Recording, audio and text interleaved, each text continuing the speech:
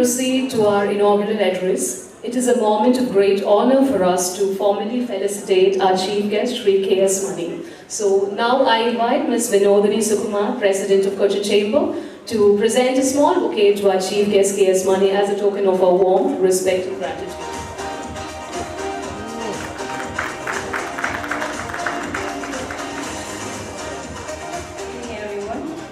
Respected Shri K.S. Mani, Chairman of Kerala Cooperative Milk Marketing Federation Limited, and Chief Guest of this evening, Ms. Vinodini Sukumar, President of the Cochin Chamber of Commerce and Industry, distinguished panelists, industry leaders, awardee recipients, business partners, ladies and gentlemen. It's both a privilege and also a pleasure to invite you all to this Keralam Retail Conclave 2026. At Altazza Global, we have worked closely with businesses, entrepreneurs, and also innovators and industry leaders for more than 2 decades. And as a law firm, we specialize in intellectual property rights and commercial contracts. We have supported organizations in protecting the intellectual assets and also strengthening their brands and building a strong foundation for growth. Over these years and through our interactions with businesses across industries, we have learned that organizations that succeed are those that continuously evolve and embrace the new changes and also adapt to the changing marketing realities. It is this belief that inspired us to organize this conclave and also facilitate important discussions on the market changes and also consumer markets. And we are delighted to host this event also with Cochin Chamber of Commerce and Industry, an institution that has been a strong voice for trade, industry and entrepreneurs for decades. And we are grateful for their partnership and also support throughout this event. And the theme of today's conclave, that is the digital evolution of India's consumer economy, is both timely and relevant.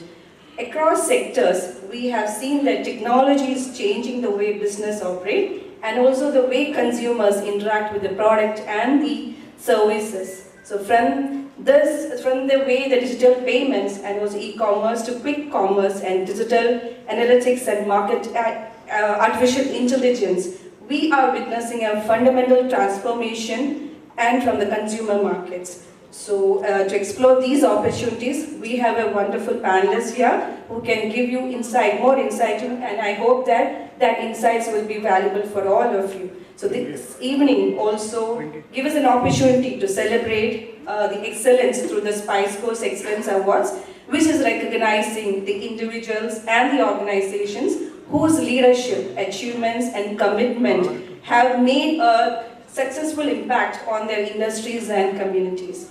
And thank you all for being here, and I wish you all an insightful conclave, an enjoyable and memorable award ceremony, and a wonderful evening for learning, networking and celebration. Thank you all for this conclave. Thank you.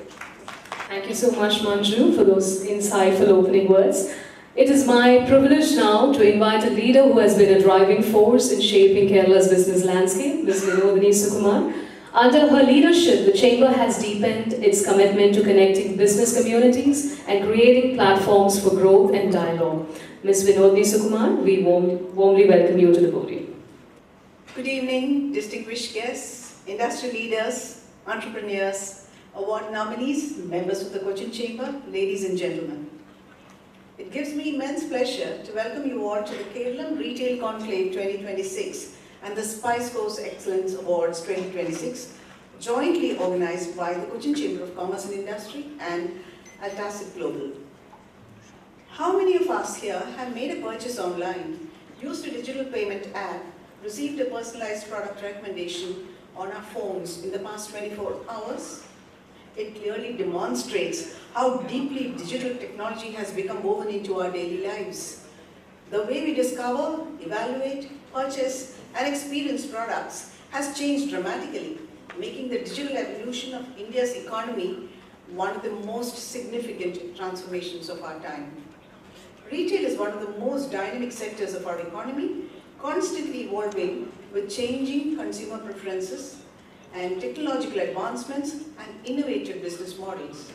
Today, Kerala's retail ecosystem stands at an exciting juncture where tradition meets technology, creating new opportunities for growth, customer engagement, and sustainable development. Can you imagine a day without smartphones, digital payments, online shopping, or instant delivery services? Just a decade ago, many of these conveniences were not part of our everyday lives. Today, they are shaping the future of commerce and consumer behavior across India. This conclave brings together thought leaders, industry experts, entrepreneurs and policymakers to exchange ideas and explore the theme, the digital evolution of India's consumer economy. The insights shared today and embrace the opportunities presented by digital transformation. India's consumer economy has undergone a remarkable digital transformation over the past decade, driven by widespread internet penetration, affordable smartphones, digital payment systems, and the rapid growth of e-commerce. The emergence of platforms powered by technologies such as artificial intelligence, data analytics, and fintech solutions has significantly changed consumer behavior, enabling personalized shopping experiences and seamless transactions. Government initiatives like the Digital India and the expansion of digital infrastructure have further accelerated this shift, empowering consumers across urban as well as rural markets alike. Today, India's digitally connected consumers are more informed, value-conscious, and experience-driven, making digital innovation the key driver of growth and competitiveness in the retail and consumer sectors. I extend a heartfelt welcome to our esteemed inaugural speaker, Shri K.S. Mani, Chairman, KCMMF, our distinguished panelists, moderator, sponsors, partners, and all participants for joining us this evening and contributing to the success of this event. I would also like to congratulate and welcome all the recipients of the Spice Coast Excellence Awards 2026. Your achievements serve as an inspiration to the business community and reflect the spirit of innovation, resilience, and excellence. On behalf of the Cochin Chamber of Commerce and Industry, I welcome each one of you and wish you a productive and enriching evening. Thank you. Thank you, Ms. Vinodini, for your warm and motivating words of welcome, and your partnership truly makes this conclave special. And now, the moment we have been looking forward to, the inaugural address by our distinguished chief guest. Shri K.S. Mani is the chairman of the Kerala Cooperative Milk Marketing Federation, KCMMF, better known as Milma, a brand that is not just a household name in Kerala, but a symbol of cooperative strength, trust, and resilience. His leadership represents everything this conclave stands for: innovation, sustainability, and a deep understanding of the evolving consumer.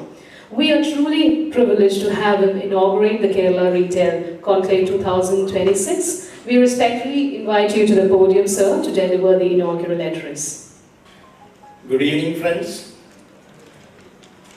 distinguished guests, industry leaders, retailers, entrepreneurs, policy makers, representatives of Altacit Global, Cochin Chamber of Commerce, members of the retail fraternity, ladies and gentlemen. At the outset, let me congratulate Altacit Global and Cochin Chamber of Commerce for jointly organizing this important platform that brings together leaders from business, retail, law, and technology to discuss the future of commerce and consumer markets. Altacit Global is a well-known professional and legal advisory firm that supports businesses, entrepreneurs, and innovators. Through programs like this conclave, it provides a platform for sharing ideas, encouraging innovation, and promoting business growth. Retail today is no longer confined to physical stores. Digital technology, e-commerce, quick commerce, and changing consumer preferences are transforming the way products reach consumers. The future belongs to organizations that successfully combine trust, quality, convenience, and innovation. Kerala has always been a unique market with informed and quality conscious consumers. This presents both opportunities and challenges for businesses. Success requires a strong commitment to protection and sustainable growth. Milk, I represent the organization of Milma. Naturally, my presentation will be based on Milma and the milk product and its activities. Today I am happy to be here that after quite a long time, I met a lot of my friends here, especially Mr. Karta, who was past president of Cochin Chamber, and Mr. Murali, he is very neighbor to my place in our village, and a lot of other people here after quite a long time. Since I was in a Rotary movement, I used to come very often to Cochin, meeting all club meetings and almost all people here. But after taking over the assignment of Milma, I resigned from Rotary because I didn't find any time for that. So after quite a long time, perhaps after 25 years, I am meeting Karta. A couple of days back, I got a call from him that I am Karta from Cochin, and I knew that you are here on 12th as chief guest. That's why it's very nice to hear from you after quite a long time. And Murali also, he is very near to my village. I met him here only, one of the major exporters. As I said, I will confine to my presentation on Milma and milk activities. Other thing, our panelist will deliver the details to you, because I am in Milma, and for the last 6.5 years, I had a chairman of Malabar region as well as Milma Federation also. And I have been a president of primary cooperative societies in my village for the last 39 years. So I used to say more about Milma nowadays instead of other activities. Milk, as you are aware, is a vital source of nutrition, livelihood, sustainability and economic development. At a time when the world is increasingly focused on health resilience and the sustainable food system, milk continues to be one of the most accessible, affordable and nutrient-dense foods available to humanity. India, perhaps most of your people are aware or not, I am not sure, we are the #1 milk producers in the world. Are you aware about that? Our milk production reached approximately 251 million tons per annum, firmly maintaining its position as world's largest milk producer and accounting for roughly 25% of the world milk production since 1998. For the last 28 years, we have been continuing that first position, because we can claim that perhaps one and only agricultural products, we are #1 in the world. The daily per capita availability of milk in the country is 485 grams, well above the global average. Again, we are #1 in that.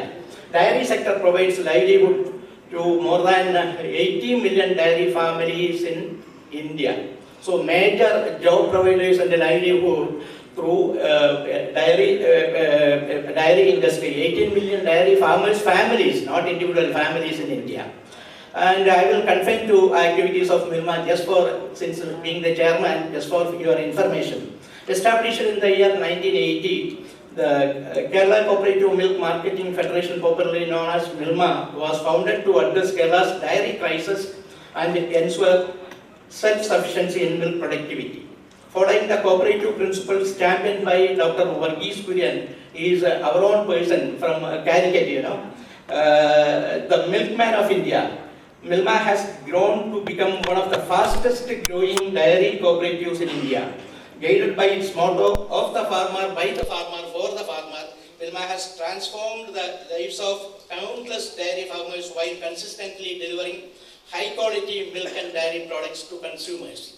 Over the decades, Milma has expanded its operations across the state through its 3 regional units, ERCMPU, ERCMPU and MRCMPU. Now ERCMPU, Keralam based chairman, my good friend Wilson Billa is here, and ERCMPU MD Sri Wilson is also here with the marketing team.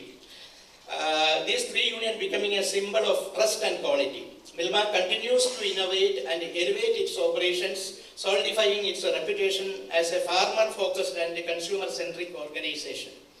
At the grassroots level, Milma has 3,300 primary dairy cooperative societies in villages with a membership base of more than 10 lakhs. Farmers are collecting 12.5 lakhs liters of milk per day. Even after collecting 12.5 lakhs, we are daily procuring 8 lakhs liters of milk from outside for our requirement, because one side we are improving our market share, and the production is not that much. So why I am saying 8 lakhs is requirement, supply demand gap is that much. Cochin Chamber present is there, other friends are there, those who are interested to come here.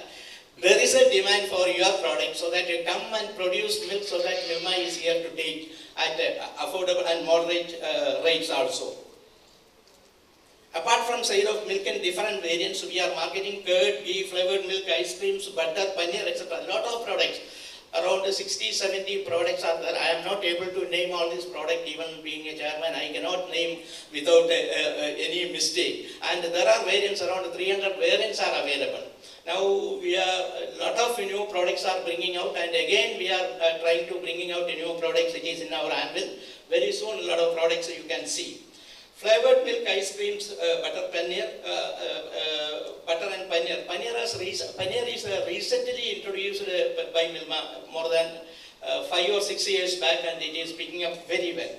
We are now diversifying our product range, which includes ready-to-eat drink products like payasam, cakes, flavored milk and fruit juice, etc. And ready-to-cook products like ghee upma, butter idiyappam, etc. Again, a lot of other products are there. For sake of time, I don't want to spell out all the product names, but anything you require for a family, it is available. And for working class, those who are not able to cook in the morning or lunch or dinner, those products are available in Milma outlets. It is available now throughout. Milma has been instrumental in achieving the national goal of self-sufficiency in milk production in the state. The goal of Milma is the socio-economic progress of the dairy farmer through procuring, processing and marketing of milk.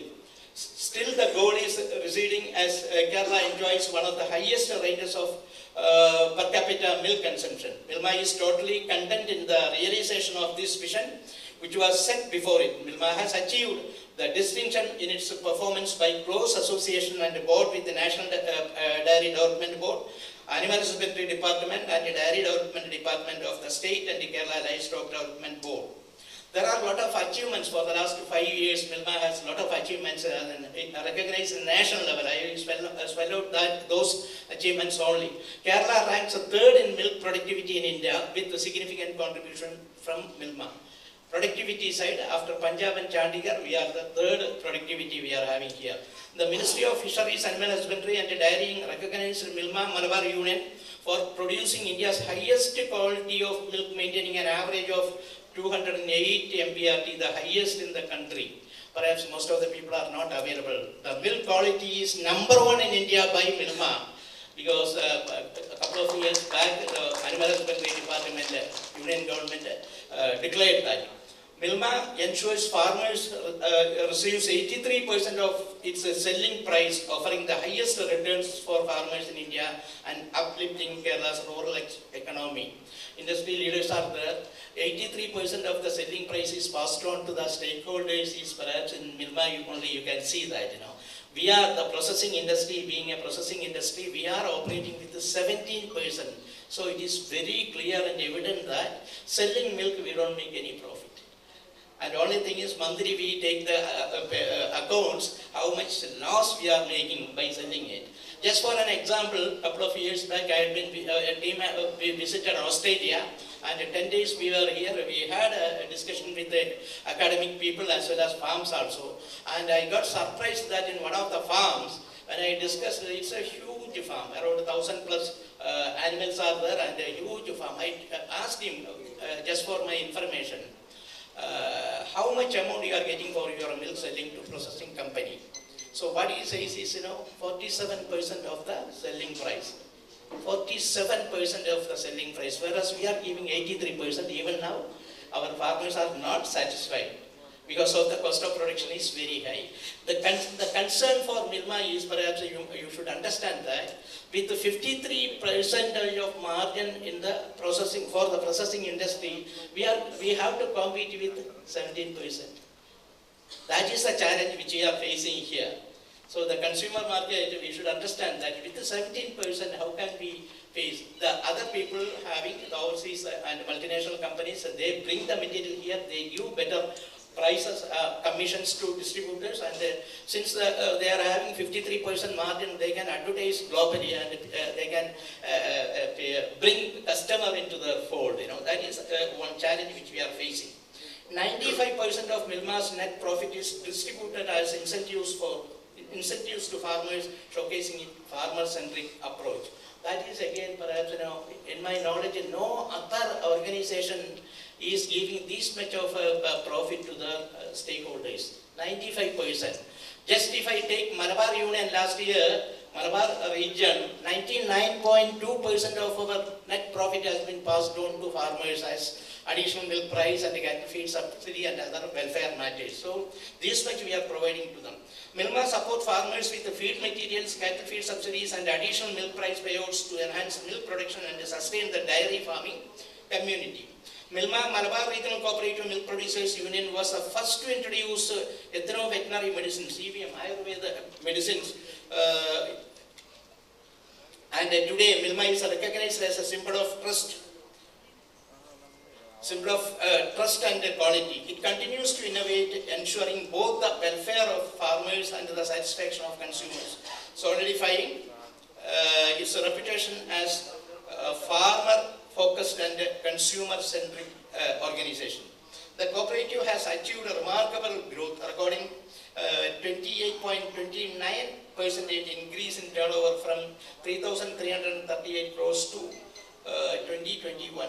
Milma's turnover now soared to 4,344.6 crores. And we are business plans, as per our business plan, we are planning by 2030 we should achieve 10,000 crores. That we are working on that. This consistent growth highlights Milma's successful strategies and resilience in the face of market challenges like COVID, increase in competition, etc. COVID, perhaps you are aware that everybody is locked down and staying in the house. Only organization which was in the role, you can see that with the Milma board only. Milma farmers were getting regular income as they were getting earlier without compromising their price or their quantity or anything. Regularly we purchased their milk, but Milma had a very huge loss because all put together around 60-65 crores we had to lose for the last 2 COVID years. But we are fully satisfied that we could keep the farmers happy even COVID period. In response to evolving consumer trends and the emergence of new competition, Milma embarked on a comprehensive brand transformation journey in 2023. This initiative aimed to connect with the new consumers and reinforce Milma's position as a market leader. In 2023, Milma embarked on a transformative journey with a repositioning Milma initiative. Supported by NDDB, this long-term action plan introduced a uniform quality, pricing and packaging across key products such as milk, butter, paneer, curd, flavored milk and yogurt. This initiative also saw the launch of innovative new products including premium dark chocolate and golden milk mix, catering to modern taste while retaining Milma's core values of quality and trust. The Millie Girl branding concept was unveiled to strengthen consumer connections and modernize the brand's identity. Milma has partnered with the Lulu Group International. You are aware that that a couple of years back we have signed a MOU with them. One of the largest retail chains to distribute and to market its dairy products across UAE, Saudi, Qatar, Bahrain, Oman and Kuwait. Milma is actively preparing to expand its export footprint to countries with a significant NRI population, including Canada, the United States, the United Kingdom, and other international markets where there is strong demand for authentic Indian dairy products. Milma has commenced exports of value-added products such as dairy whitener, instant pulseri mix, Parada Payasam, USD milk and tender coconut water to GCC countries and the Maldives. Further expansions into Australia, New Zealand and the United Kingdom has been initiated through the appointment of new merchant exporters. Milma products are now available through leading digital commerce platform enabling faster and more convenient doorstep delivery for consumers. These include Amazon India, Big Basket, Geo Market, Blinkit, Zepto and Swiggy Instamart, making Milma milk and dairy products more accessible than ever before. As chairman of Milma, I have witnessed how retail transformation can create value not only for consumers but also for producers.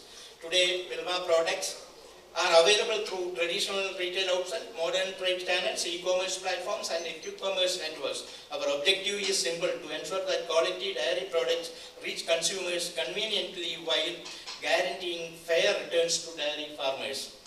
The cooperative movement offers an important lesson for the retail sector. Sustainable growth is achieved when every stakeholder in the value chain benefits. Farmers, manufacturers, retailers, distributors and consumers must all be the partners in progress. I once stressed that at Milma we are guided by the principle of the farmer, by the farmer, for the farmer, ensuring that growth remains inclusive and socially responsible. Another, our tagline perhaps, right from beginning, 45 years onwards, that farmers' welfare is through consumer satisfaction. Still it remains. So today's subject is also relevant to Milma's tagline. I am particularly happy to note that Kerala is emerging as a hub for entrepreneurship, startup and consumer-focused innovation. Conclaves such as this provide a valuable platform for exchanging ideas, fostering partnership and identifying new opportunities that can strengthen our economy and create sustainable growth. As we move forward, let us work together to build a retail ecosystem that is innovative, sustainable, farmer-friendly, consumer-centric and globally competitive. I once again congratulate Upside Global, the organizers, speakers and participants of the Kerala Retail Conclave 2026 and wish the event every success. Also, let me take this opportunity to wish the award winners. It is a suspense, it is going to announce very soon. Anyhow, in advance, I wish them all success. With these few words, let me formally inaugurate the Kerala Retail Conclave 2026. Thank you very much. Thank you, sir, for your informative and inspiring words. With your address, the Keralam Retail Conclave 2026 is now officially inaugurated. And to close our inaugural session, I now invite Mr. Bibu B. Punurin, Vice President of the Cochin Chamber of Commerce, to deliver the word of thanks. Good evening, dignitaries on and off the dais, dear participants. I'm indeed glad and happy that the Cochin Chamber of Commerce is today partnering with Alticip Global for this Keralam Retail Summit. And as we all know, we've heard some mind-boggling figures of Milma from the chairman himself. And that is what a brand is all about. And I'm sure that all of you sitting here are representing great brands from across Kerala.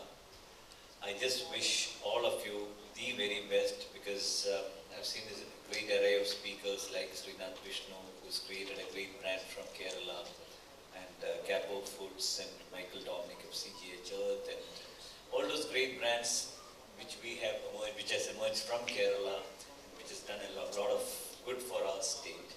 And I'm sure there are lots of you sitting out here, who are leaders of your own industry, waiting in the wings to come out with more flying colors.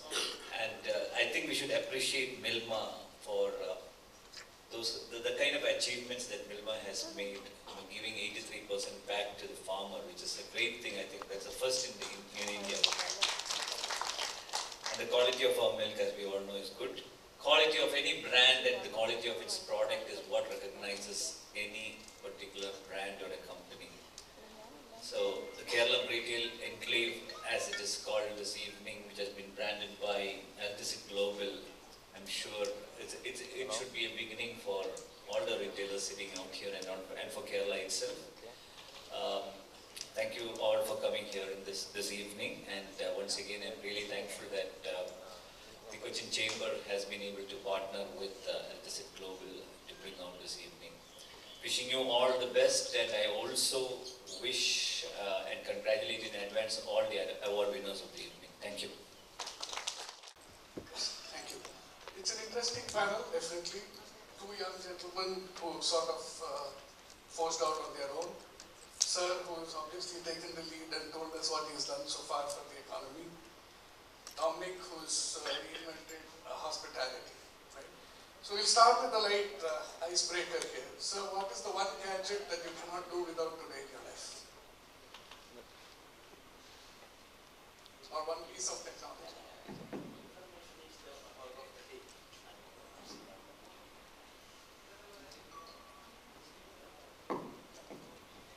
In this challenging scenario, information and real-time information is the day of the order.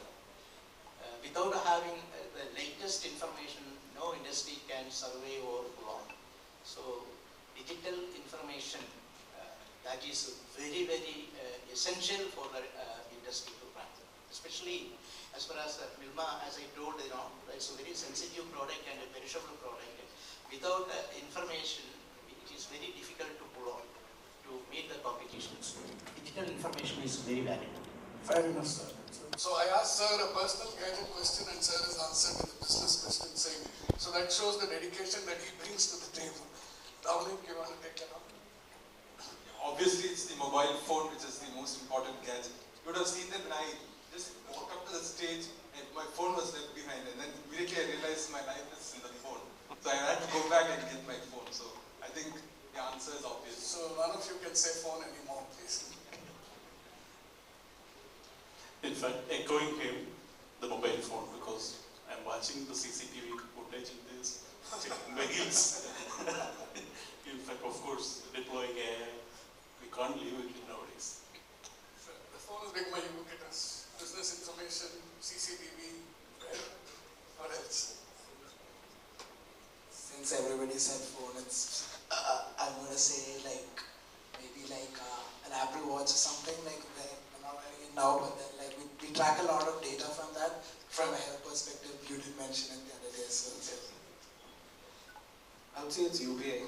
UPI. I don't care if I have one. That's how you make your money? That's how I technically live. I can't step out, I can't call a rickshaw, I can't even drink a tea if I don't have UPI with me. So if I go to a purse, it's okay, but UPI. Definitely. It's another greater innovation. So what about you, Siddhi? I've been addicted to my health band now. The soup. Oh, yeah. Okay, that's giving me insight to my health, like anything. So that's inseparable for me. Okay. So one more question and then we'll move on to the stuff. Right? What is the most overhyped AI claim that you have heard, sir? One thing what we are hearing in the market is once AI introduced, the job will be affected for the people. That is one of the. But on the other side, without a technological upgradation, no industry can survive. So, any of you have a hype that you don't subscribe to about AI? Or is AI too bothersome? No, I think, like Sir's mentioned, the replacement of humans when AI comes is very overhyped because we feel ultimately there are so many judgment calls that needs to be taken from the data AI puts forward, and that will require a human intervention at any given point in time is what I think. That's great. So I'll move to the proper panel question, right? The point that you made about data and technology bringing in information in real time, right? Now, sir, in your industry, that's probably happened over the last 8-10 years. So can you elaborate on the transformation of real-time data and how it has helped the business move forward? Perhaps I can say that the dairy industry, especially the cooperative segment in India, is using the digital technology in the largest way. Because you can see that farmer to fork in all area of operation, the value chain, the digitalization and this information is also used. The farmers are in advanced position nowadays, for maintaining the health of the animal and giving nutritious food, reducing wastage and other things, and medical in advanced information. These gadgets are used nowadays for digital and operational side, processing side also a lot of activities are taking place. And definitely distribution side nowadays everybody knows that it's the order of the day that without that no information is available, and day-to-day information is needed to plan the program and other. So it is very much helpful, and we are using extensively of this digital revolution in our industry. Absolutely. So Dominic, your industry and the digital revolution? Yeah, I just, this is pre-COVID and post-COVID. So pre-COVID, our industry, tourism, used to be very slow. In the sense that it used to be emails which used to be coming to us, and then we make the reservation. People used to plan 6 months in advance, 1 year in advance. But after COVID, we see it's now become so fast. People take holidays by seeing us some post on the social media. So I think the world has changed so much for the tourism after COVID. See, COVID has been a game changer, although it is one of the most difficultest period for us, the COVID period, but actually kind of turned around the industry. And today, people see a post and it's all from email, now it's come to WhatsApp. And our turnaround time to reply, earlier you could take 24 hours, 48 hours to give a reply to somebody is making an inquiry. Today it's about an hour. Within an hour we need to reply, otherwise we will not get that reservation. So we have to be, so in fact our working style itself has changed. Earlier we had an office, settle reservation office which worked from 9 to 5. But today it is, we have to work almost 24 hours because people maybe in the evening when they are relaxing, having a drink, suddenly wanting to make a reservation. We have to be there to answer their questions. If we don't do that, we may not get the reservation. So it's kind of really changed the way we make, we do business. You have taken an old world business and converted it with digital very well. So share your experience. So in fact, in our industry, both in backward integration as well as sales, we use large data. When it comes to backward integration, there are two chili growing belts in India. It's Andhra, Guntur and Karnataka Keralam. Likewise, we are deploying around 250 raw materials in our industry. Through large data, we can ascertain the price trends and the rain seasons and the growing trends, how farmers are, which variety farmers are cultivating, and what kind of output we can expect this year, and what kind of price hike will happen in the coming 6 months, and availability of a particular raw material and the traceability. And when it comes to sales, we are deploying especially technology and AI for marketing, mainly for marketing, because a planogram is needed in the shop. Because people who are in retail, they always know that, especially in a supermarket, the center shelf is the cherry on the cake. Everyone wants center shelf because the customer will not bend down and she will not stretch. Whatever products which are available in the center shelf, they will procure. So how is the planogram? Because using AI nowadays, what happens is when the marketer takes a photograph, the AI will compare whether it is as per the standard planogram or some competitor brands are penetrating into that space, and what's the efficiency of that merchandiser. These kind of activities are happening in the marketing world. You're sort of using AI across the whole spectrum of your business. Right? We'll learn more about that as Well, we are in a similar industry, yes, and for us, at least at Capo, we are very dependent on Q-commerce. 80% of plus business comes of Q-commerce, all of which we are given like data points. And we use AI, currently we are not at a scale where we have integrated it fully, but at least on the surface level, all the data analytics, all these data points that we get needs to be run through AIs for even our understanding, right? Earlier you needed data specialist and you needed a whole team to maybe simplify that for you, but today I can do it at like one go. And this helps us also like have a full Sriyan was mentioning on the phone, you can get to know everything, like what is happening on all spectrum across all teams, right? So all of this, so I think we are very dependent. Our entire business is actually done on Q-commerce, so I think that is where it's entirely data driven. Absolutely. We'll delve into Q-commerce because there is a veteran and there is a youngster who said how they look at it. This is saying that AI will not replace humans. People who know to use AI will replace humans who don't know to use AI. So that's it. Confident about that? Yeah, I'm confident that because even AI, using and knowing AI has different aspects. It doesn't mean you have to do A to Z in AI. Whenever you can utilize AI, you use that. And whenever manpower is needed, we should use it. There are people that I interview even these days. They come to me, they are like, I have 6 certifications in AI, I can do this on AI, we don't even need any human, I'll do everything alone. I don't need that kind of an expert. Because AI has to come only in those areas that can be pulled off with AI. Some areas has to be man-oriented. I'll tell you a small example. When I ship an order, when you pick a product and select a size, in microseconds, it will check which all of my warehouses have that particular size and how fast it can deliver. This happens in, I think, maybe 0.3 seconds. And this is with the help of AI, and it can ascend everything with AI. But once the product is out for delivery and the customer is not willing to accept it, that's a negative touch point. No matter how much I push with AI, it's not going to happen. That has to be a human touch point. A human has to talk and has to convince. Very simple example, if I go to Swiggy and if an order is delivered wrongly, when a bot comes and talks to me, I go insane. But if I talk to a human, even if there's no solution, I feel better. So some points has to be human, some has to be AI. That's what I believe. So you still believe that the human touch is important, especially in a country like India? Very much. Sure.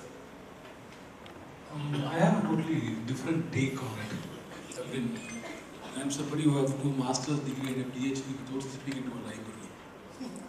Like, I came from the internet era, so a library was not required, knowledge was available. One needed to know how to get that knowledge, access the databases. With AI, that knowledge has become democratized. Everybody has access. Today we have clients reaching out. You know, I did my research, ChatGPT told this is the agreement, this is the format.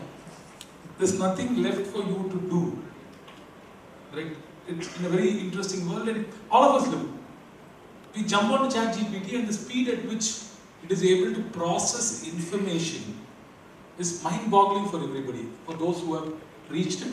And please know that the AI which is made available to us is restricted tip of the iceberg. What is becoming quite critical is, in the quest for this knowledge, a lot of confidential data is being put inside AI. Like, let's say Milma, for example.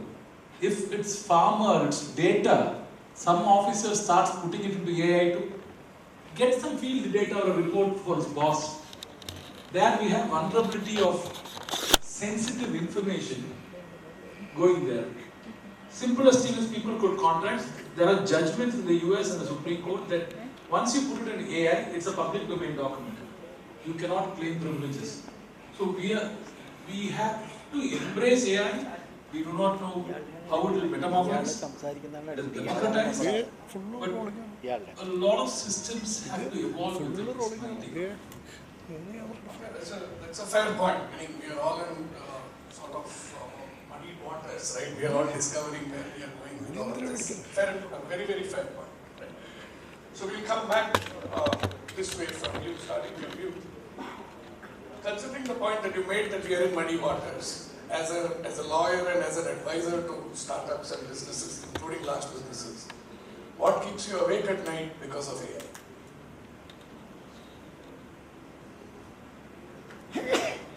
We engaged a firm out of Hyderabad to do or to assess our digital footprint. Correct? What does AI think about the firm? The marketing team which engaged it did not see the end results. It was scary. Because it could dig out things that you had never expected. At the speed. Like today, I can go put in data and retrieve data which was hitherto not available. That is scary. Kind of in similar lines to what Sir just said. So once you put something in AI, if I put something in ChatGPT, even if its founder Sam Altman wants to remove it out of it, even he cannot do that. So once it's inside the engine, it's inside the engine. So even if one person unknowingly puts any shouldn't be placed, confidential data somewhere in ChatGPT or any cloud, any GPT, it's done. There's no going back from there. So that's something very scary too. So are you losing sleep over that, or are you losing sleep over that AI might design your clothing soon? It's rather the data that I'm worried, because creativity and design, there's a limit that AI can maybe catch up, because that's where we are strong at. But data points, even if it's it's about keeping guardrails with people right now, rather than AI, because people need to have guardrails that they need to have only this much data. If one wrong person gets the wrong data access, it might go to ChatGPT anytime. That's the Do you lose sleep at all over it? Yeah, I sleep well, but something that, to answer your question, I think customer expectation is changing with with your Q-commerce, the speed at which something that came to your hand increased, and with AI, everything is becoming so fast, and keeping up to that customer expectation. Like for example, somebody discovers my product on Blinkit or Swiggy, and he gets it in 10 minutes. He has that expectation of getting the product every time he wants it with zero friction at that speed. But keeping it profitable and ensuring this happens is a huge challenge. So as the consumers are getting more adapted to speed and everything, it's very hard for brands also to keep up with that speed, and I think that's scary. So one thing which disturbs me is anyone who understands the algorithm can compete with us. It's not easy nowadays, the unique selling proposition that is being called. So anyone can be our competitor. That is one thing which disturbs me. In fact, you're right.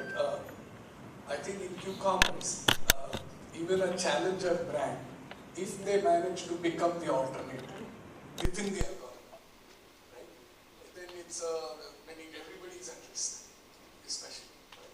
Right? So I think one of the fastest growing, I was just reading this thing for yesterday. Do you know which is the largest selling Coke variant today on quick commerce? It is the K-Coke, the Korean K-pop Coke. So the story goes that they discovered in Chennai, because we have a lot of Koreans in Chennai because of the auto belt, they kept ordering this, and Swiggy initially started importing it for them. And then the Gen Z started picking it up, and now it is every single delivery boy in Chennai in Swiggy is delivering 40 crates of it. And it's spread all over the country. So yeah, the challenger brand can easily come and start, if the algorithm is understood, the challenger brand can easily come and start sort of threatening it. You don't have that risk of course. Definitely there's a lot of risk for us. Earlier it used to be B2B. We used to sell it to the travel agents, and then travel agents selling it to the consumer. Then it came, then there were the search engines. You search the internet for your property.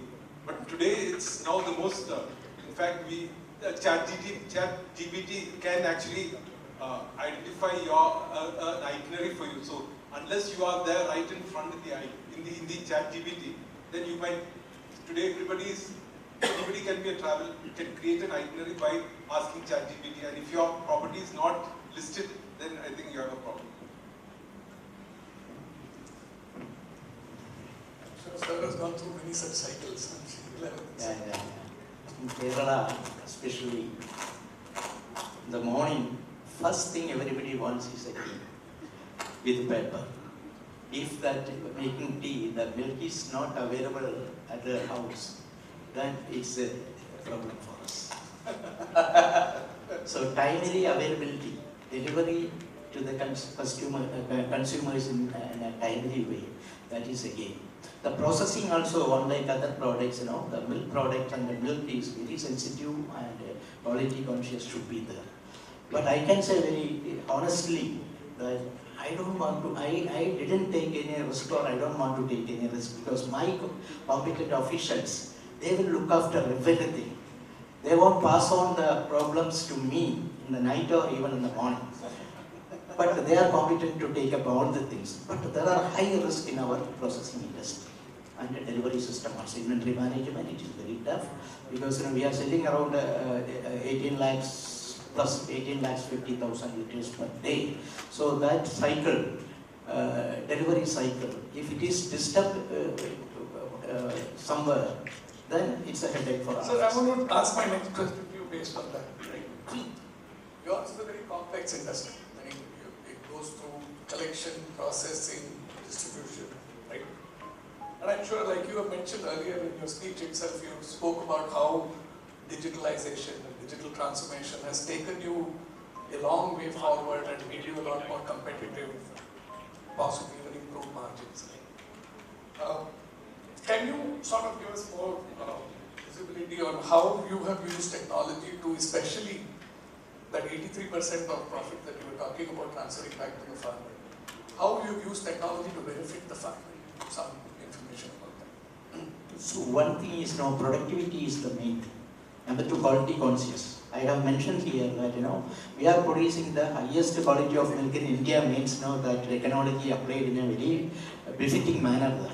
And we made aware of the farmers the quality consciousness, and based on the quality only they are getting price, not the measurable basis. That is the beauty of the Dr. Vishen's concept, Amul. And you are aware that Amul is our big brother.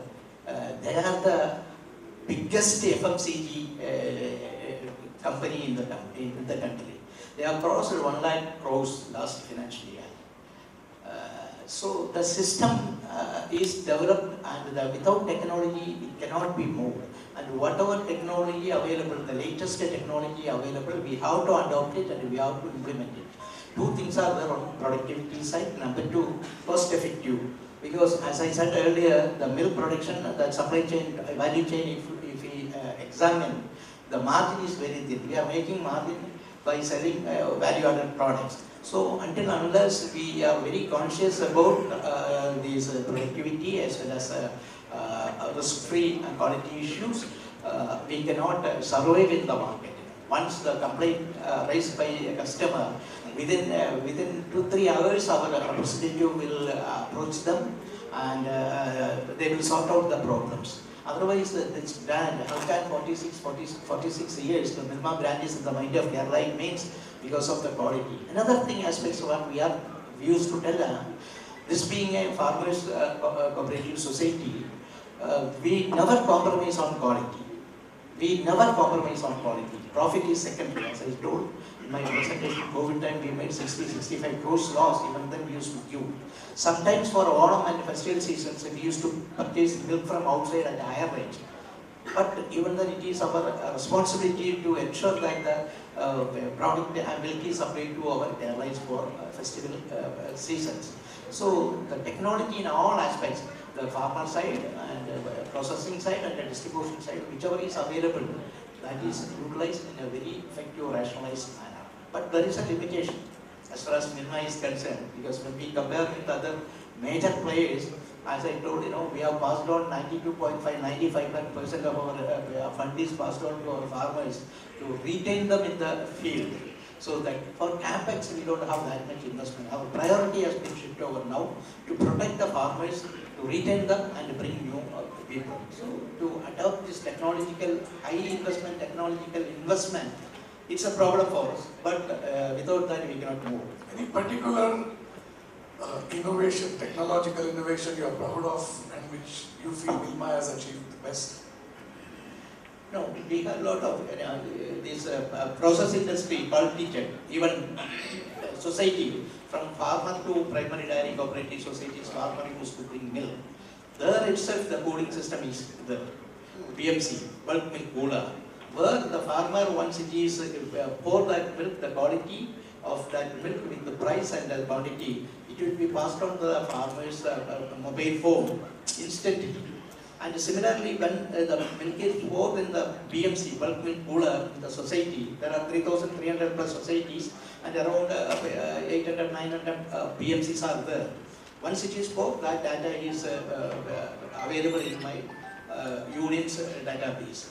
And after some time, that quality is ensured. After some time, and that BMC cannot be operated by the dairy societies. This system introduced.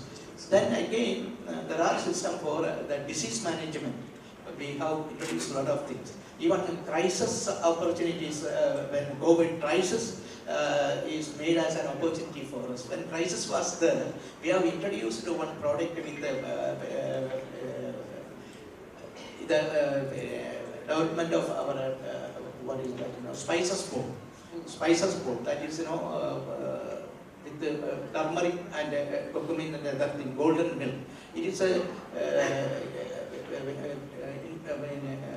very good health food as far as human being is concerned. When COVID people are suffering, we have introduced a new product, and the technology helped us very well to test it and implement it. I think we should give enough applause for that.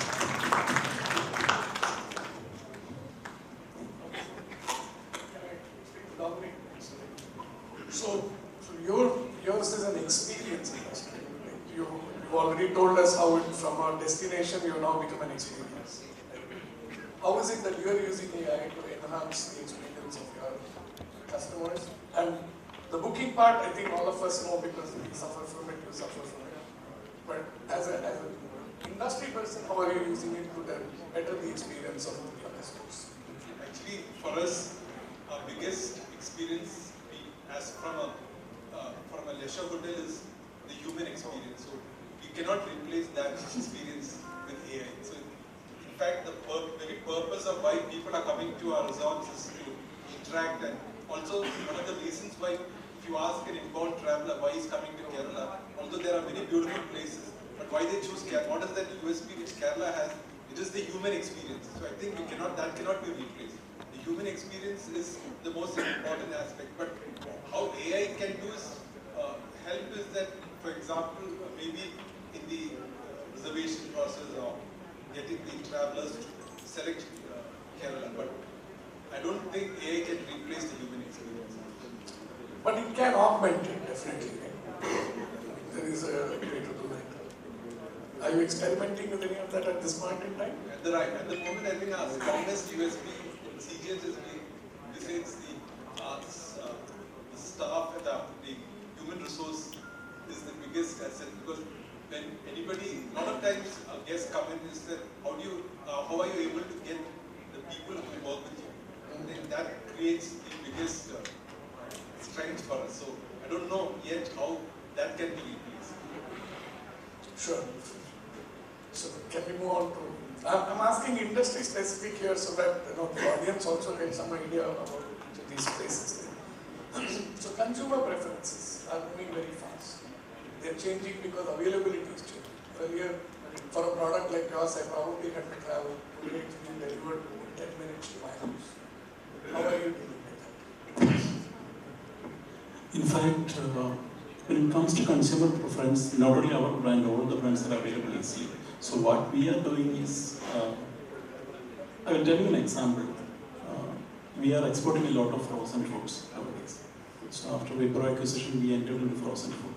So what we found, we just analyzed the consumer behavior of our target customers in a particular area. And when they are coming to shops, the Indians go about California. So at what time they usually visit the shop, how much time they spend in the shops. And we understood that they are not coming to shop, the Indian so-called Deshi shops. The name will be similar, Apna Bazaar, Little India, and something to be similar. They are coming to that particular shop not only to purchase, but also to experience their homeland. Because the aroma of spices, foods, and all those things, they spend a lot of time in the shops to experience their homeland. And we found that customers are staying there. And we can utilize the time installing some screens in that particular shops and show the advertisement. And we got this information through AI. And as I mentioned during your first question, in backward integration and marketing, we are utilizing AI, but not in production. I will tell you an example. We are exporting a lot of kumpalapam, it is chakkada, to various countries. It's an exotic Kerala dish. And one of our research and development team members, she developed a special method for preparing kumpalapam, which will reduce the cooking time by around 30%. 30%. 30%. And actually, it was a big achievement for us, and we can reduce the fuel, considering the LPG consumption, all those things. She prepared a report using AI. And within 2 or 3 days, we found that the entire method is available as a recipe in AI. So we instructed team, we tolerate your English, don't use AI to prepare your reports. You also have the unique, I'll just mention one more question. You have this, you took a heritage family-oriented brand, and now you are so modern. How did you manage to do that transformation, and how much did technology help you do that transformation? So initially, in 2010, we implemented OpenAI. That is, during those days, Udo was not there. And SAP was SAP was too expensive for us because 2010 we were a small company. We implemented a crude version of OpenERP during those days, and we started doing analytics. And we recruited some team members who had expertise in analytics, production planning, inventory control, and slowly we moved into SAP. So did you have resistance from the earlier generation? No, actually, my father was extremely supportive. Generally, the first generation will be emotionally attached towards their business. My father was quite opposite. Because when we decided to hand over our brand to Wipro, we discussed with him that what to do, we have a proposal. And what he told is, around 10 years down the line, all the packed food brands will be controlled by corporates. So don't try to compete with them, you collaborate now. That was the answer. You're talking about the ERP design. What inspired you to start off? Well, just to correct, so I'm also second generation. It's my father who started the company. I think, and then we did have a fair share of an adventurous journey, I would say, and we had parked our brand for some time, in the last few years. And then last year, my brother and I, we decided to come down and revive the brand.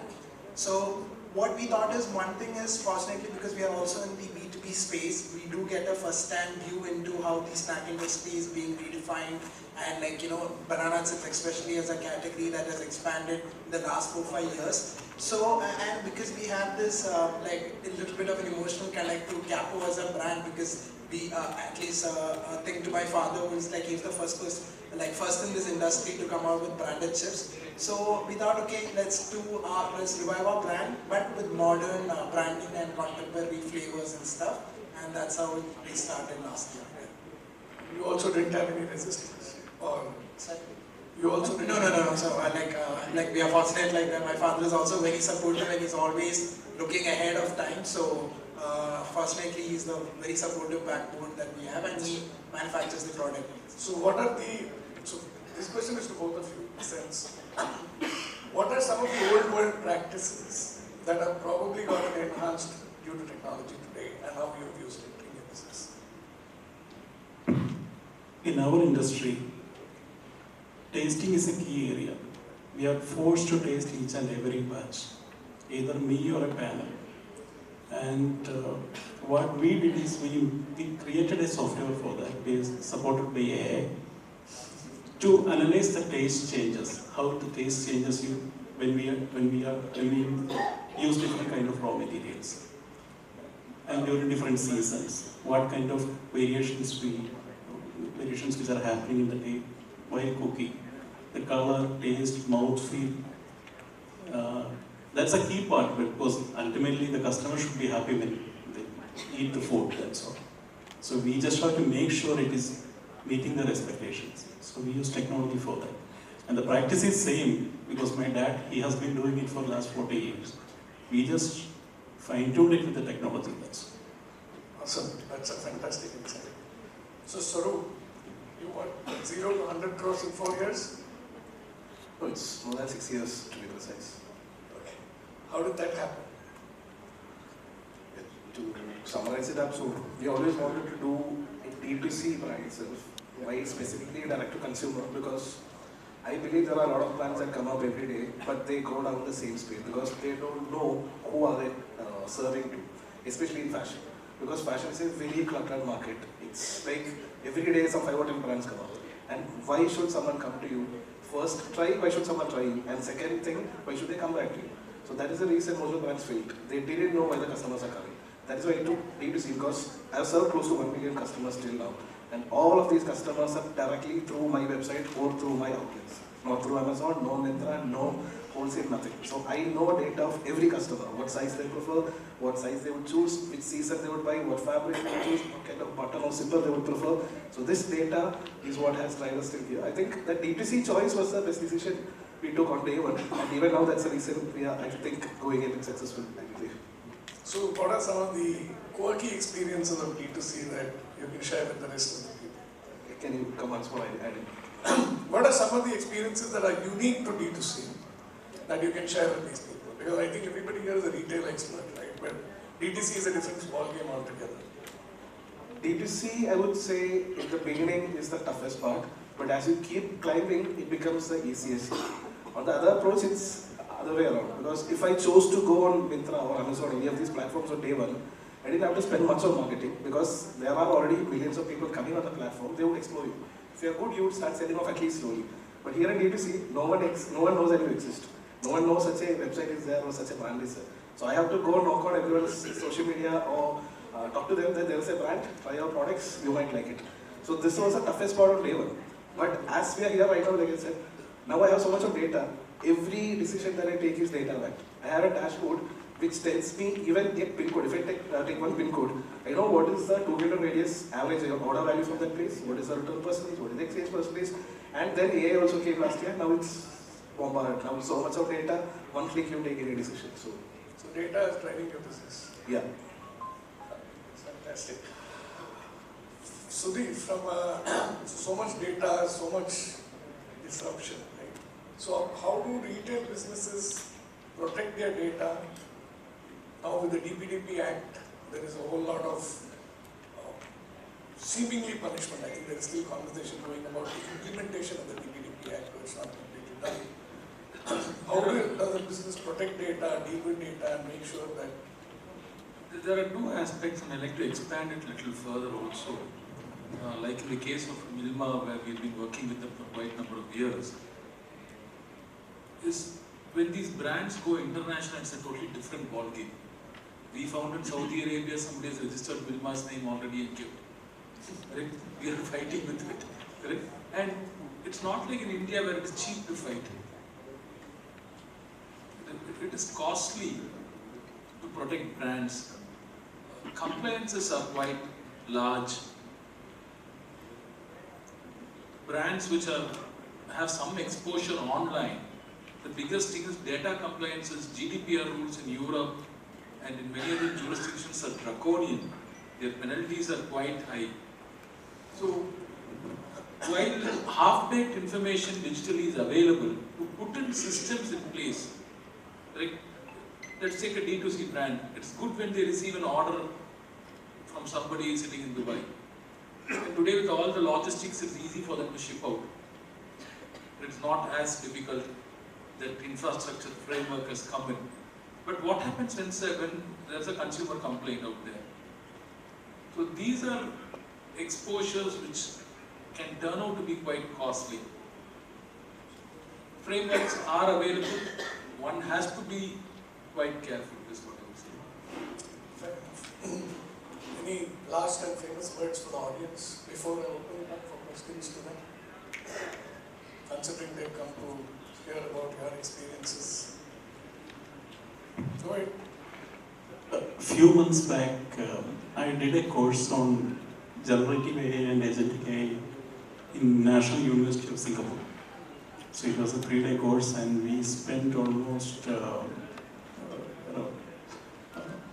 lot of time experimenting with AI and all. And one of the professors told that one of the companies, startup companies supported by NUS, they deployed an AI CEO. That particular CEO ran the company for 4 months without any issue.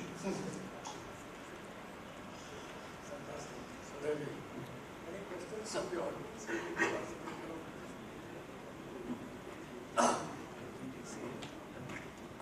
Any questions from the audience? My question is Swaroop. So it's fast fashion, not fast fashion, fashion coming faster. Like I think Myntra also has you're on it as well.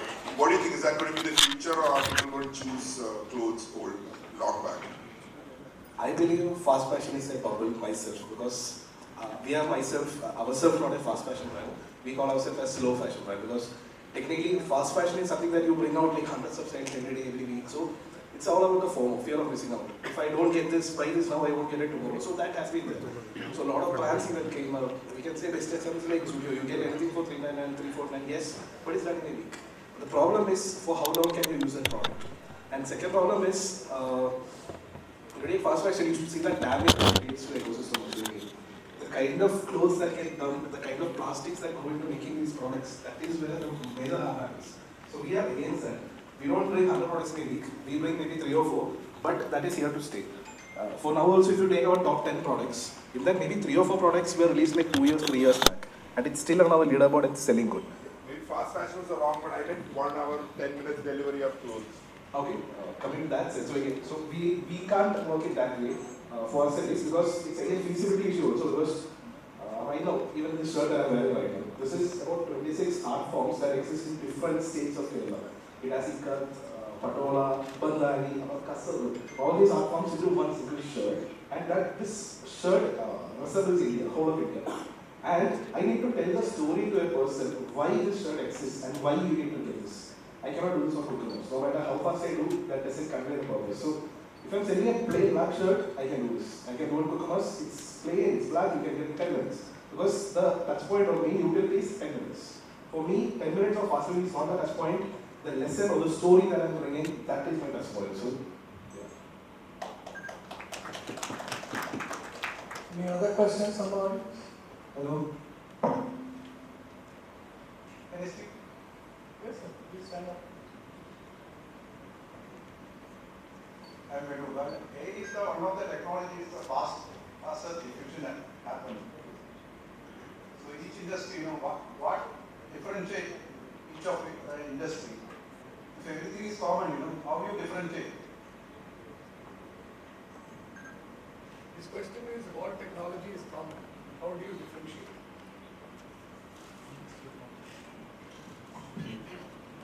The technology is common, that is true, but the application-wise, wherever needed, that can be changed accordingly. As rightly pointed out earlier, as far as the dairy industry is concerned, there are 3 segments mainly. One is farmers, second is processing, third is the distribution network, logistic and the distribution network. So application based on that. In certain industries, these things are not, farmer portion won't be there. So application based, this can be utilized based on the requirement, and which is helpful to us for our increasing productivity as well as the quality improvement, and ultimately Milma is concerned, it should be beneficial to farmers at last.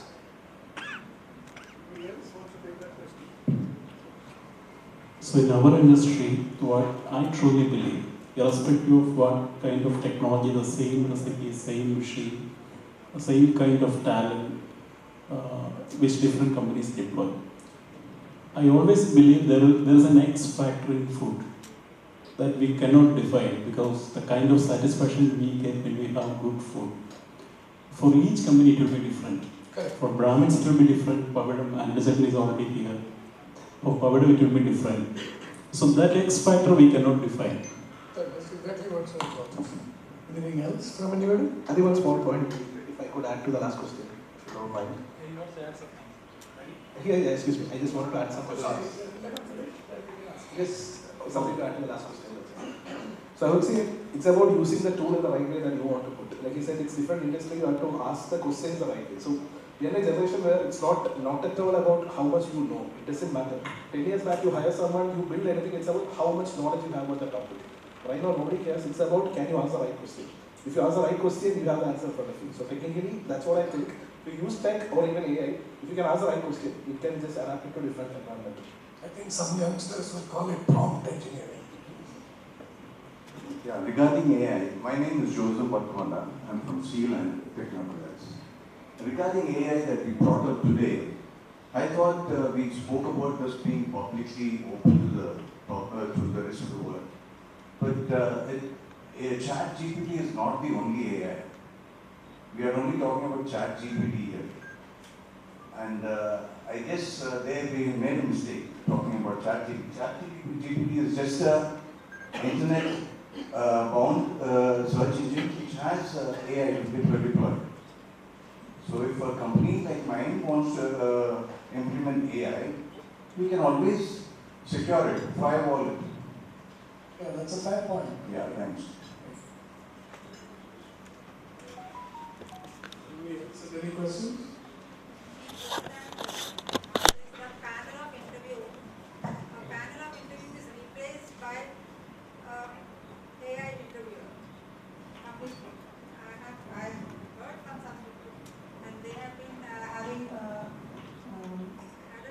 Very tough interview, and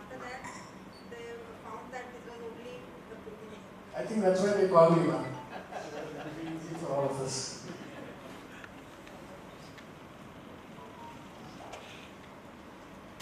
Anyone else wants anything else, or should we?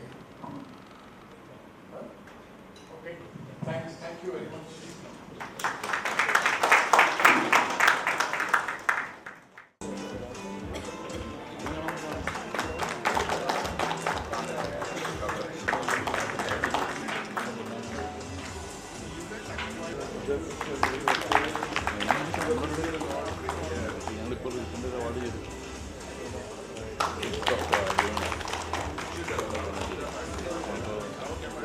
Make some noise.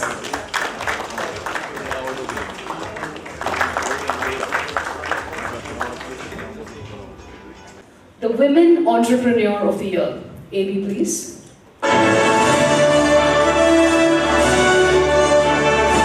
Spice Coast Excellence Awards 2026. Women Entrepreneur of the Year goes to Sheila Kochausef Chittalapilli, V-Star Creations Private Limited.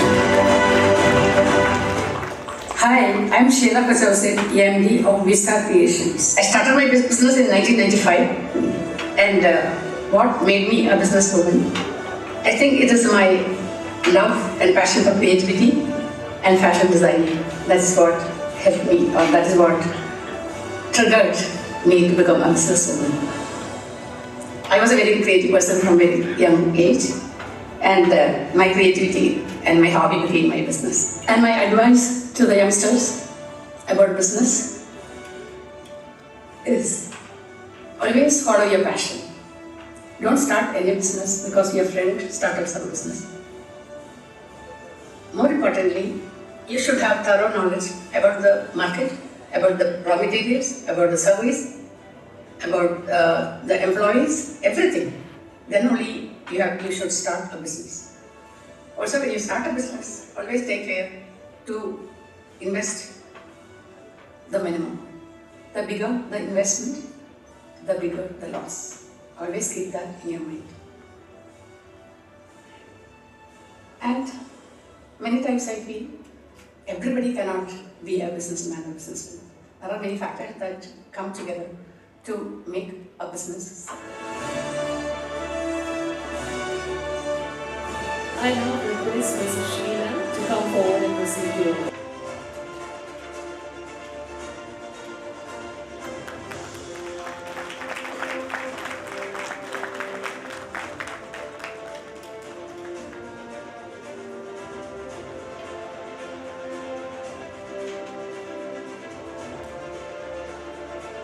The next category is Excellence in Social Responsibility.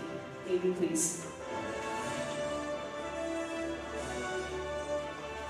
Spice Coast Excellence Awards 2026. Excellence in Social Responsibility goes to V-Guard.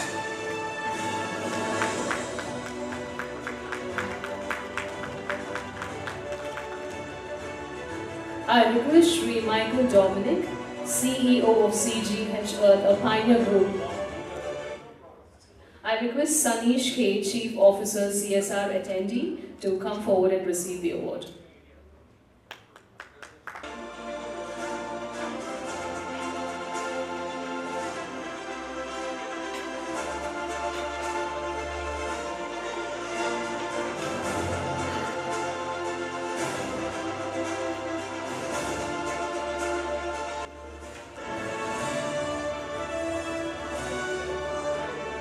Spice Coast Excellence Awards 2026. Excellence in Sustainable Business goes to CGH Earth.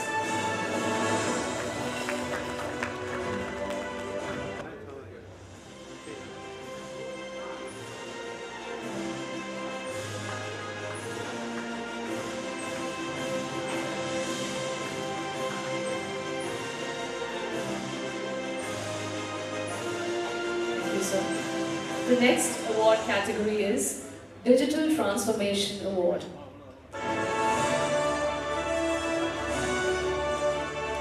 Spice Coast Excellence Awards 2026. Digital Transformation Award goes to Make Your Own Perfume.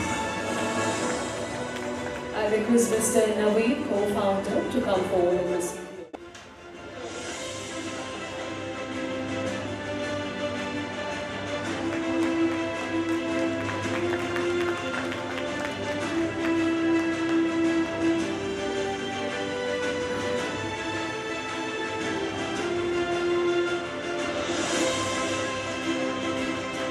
Thank you, sir. The next category is Excellence in E-commerce and Digital Retail.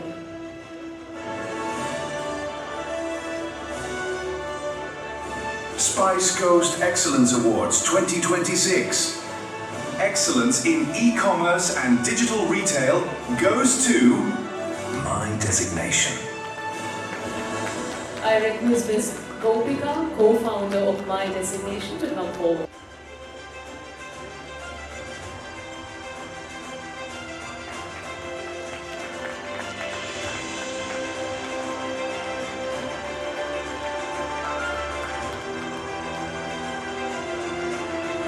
Thank you, Ms. Gopika. The next category is Excellence in Food and Beverage.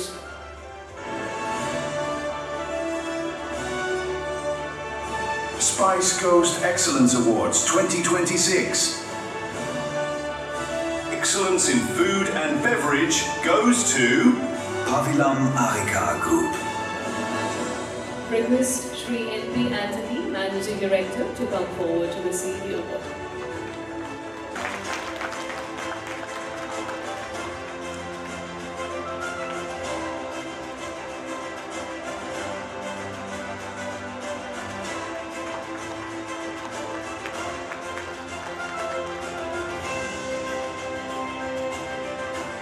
The next category is Hospitality Brand of the Year.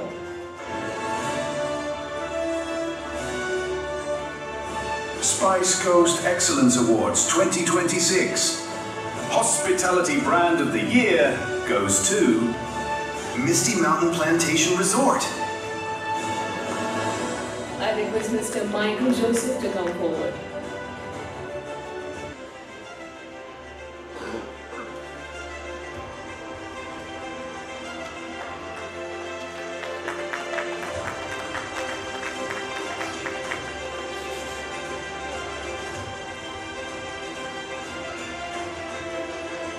Thank you, sir.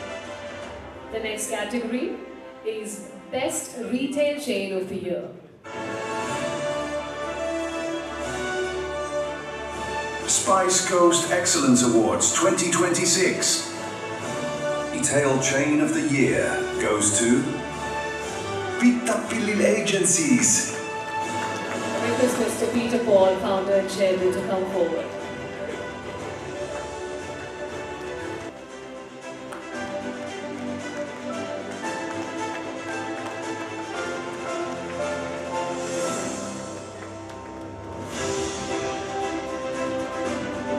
Thank you, sir.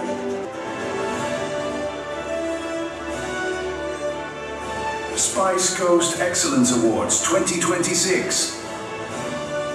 Excellence in Export and Trade goes to Synthite Industry Private Limited.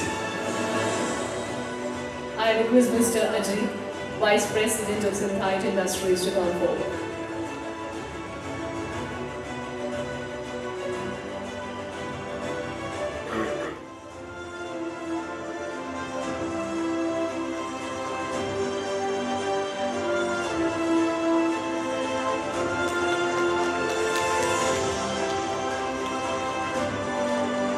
Spice Coast Excellence Awards 2026. Retail Brand of the Year goes to Mercery's Ice Cream. I request Ms. Nisha Pairi, Director of Merceries, to come forward and receive the award.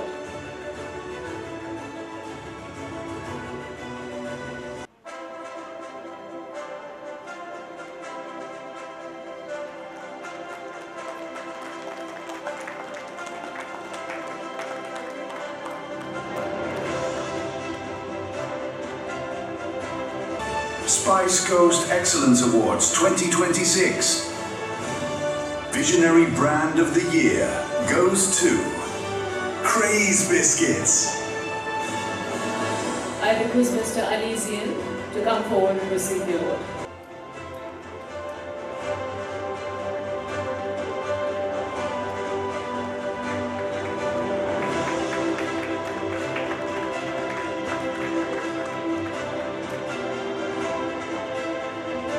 Spice Coast Excellence Awards 2026.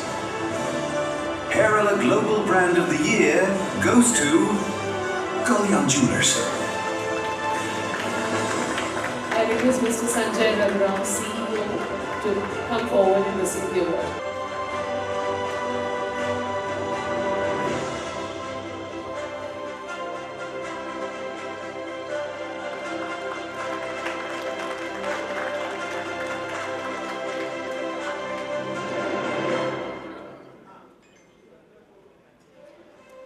The final award is the Spice Coast Legacy Award.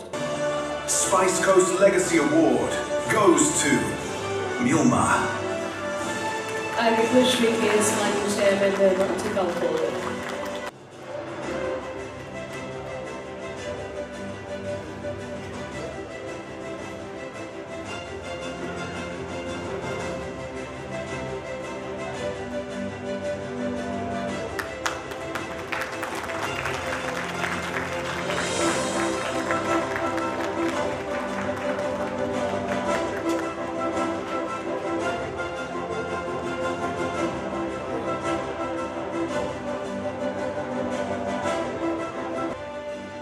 And with that, all 14 Spice Coast Excellence Awards 2026 have been presented. Congratulations once again to every awardee. You have shown us what is possible when passion meets purpose. Our sincere thanks to Dr. Sudhir Ravindran and Mr. Karta. We now move to the valedictory. As we come to the end of a memorable evening, I'd like to take a moment to thank everyone who made it possible. Our sincere thanks to our Chief Guest, Shri K.S. Mani, for gracing this occasion and for his inspiring inaugural address, to Ms. Vinodari Sukumar and the Cochin Chamber of Commerce and Industry. Thank you for being such wonderful partners in bringing this conclave to life. To Ms. Manju Amanath and Mr. Bibu, thank you for your contributions during the inaugural session. To our panelists and to our moderator, congratulations once again to all our Spice Coast Excellence awardees. Your achievements are truly an inspiration to all of us. A big thank you to the Altisit Global team, Cochin Chamber of Commerce, our event organizers, PR and media supporters, and the team at Hotel Radisson Blu for all their hard work behind the scenes. And to all of you, thank you for being here and making this evening a very special one. Please join us for a wonderful dinner. Thank you, everyone.